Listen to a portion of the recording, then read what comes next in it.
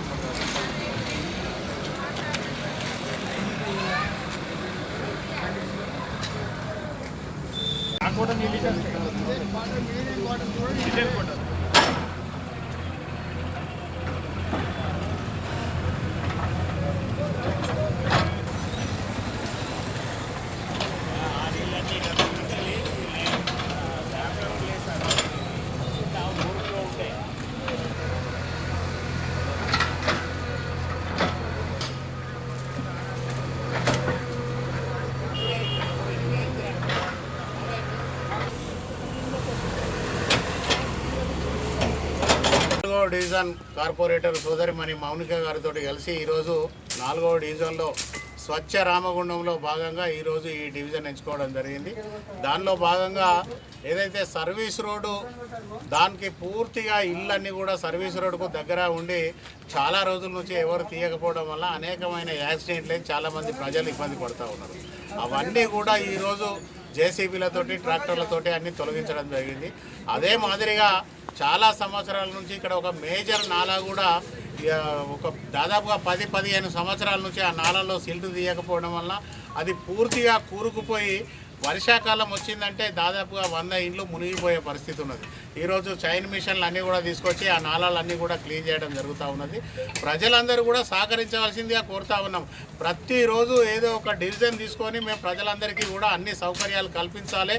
ఇక్కడ రోడ్ల మీద చెత్త వేయద్దు, డ్రైనేజీలన్నీ వాటిలలో చెత్త వేయద్దు అని చెప్పేసి మేము పని చేసుకుంటా పోతా అంటే, ఒకరోజు క్లీన్ చేసుకుంటా పోతా అంటే తెల్లారి నుంచి మళ్ళీ పబ్లిక్ అంతా కూడా యథావిధిగా నాళాలలో చెత్త వేసుకుంటూ ప్రజలకు ఇతరులకు ఇబ్బంది కలిగించే పరిస్థితి చేస్తూ ఉన్నారు.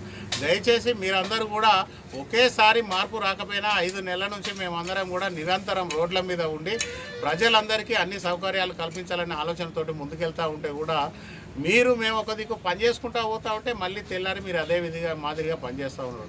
దయచేసి మా టౌన్ ప్లానింగ్ ఇంజనీరింగ్ అధికారులకు చెప్తా ఉన్నాం, ఎవరైతే నాలాలలో కానీ రోడ్ల మీద కానీ చెత్త వేస్తారో వాళ్ళకు ఫైన్స్ వేయడం అనేది ఈ రోజు నుంచి స్టార్ట్ చేయండి. ఇక లేదు అనంటే మా అక్కలు చెల్లెళ్ళు అందరూ కూడా వెంటనే వాళ్ళు తేరుకొని పనిచేసే పరిస్థితి లేదు కనుక ఫైన్స్ అనేటివి ఇంపోజ్ చేయండి. ఖచ్చితంగా ఫైన్లు ఇవాళ నుంచే స్టార్ట్ చేస్తాం.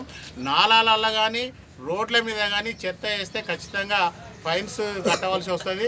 ప్రతి డివిజన్కు ఉదయం 5 గంటలకే రోజు ట్రాలీలు కానీ ట్రాక్టర్లు కానీ వచ్చేసి చెత్త సేకరణ చేస్తూ ఉన్నారు. కేవలం ఒక 50 రూపాయలు ట్రాలీ వాళ్ళకు చెల్లిస్తే నెల రోజులు మీ ఇంట్లో నుంచి వచ్చే గ్యార్బేజ్ కానీ చెత్త కానీ అక్కడ మీ డ్రైన్ క్లీనింగ్ కానీ మొత్తం పనిచేసేందుకు ఈరోజు మున్సిపల్ కార్పొరేషన్ సిబ్బంది సిద్ధంగా ఉన్నది. ఒక 50 రూపాయలు అనేది అసలు దేనికి కూడా మీ ఇంట్లో వాళ్ళకు రోజు కూలీ పని చేసుకునే వాళ్ళకు కూడా లెక్కకు రాని అమౌంట్, చాలా చిన్న అమౌంట్. దయచేసి మున్సిపల్ వాళ్ళకు సహకరించండి.